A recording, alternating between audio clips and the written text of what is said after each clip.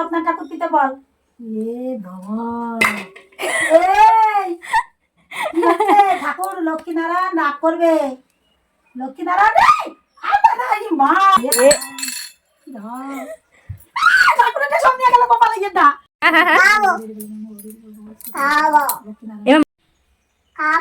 কি খাবার? হ্যাঁ কোনটা কোনটা কোনটা? টাকা টাকা টাকা খাবে না, ঠাকুর খাবে না।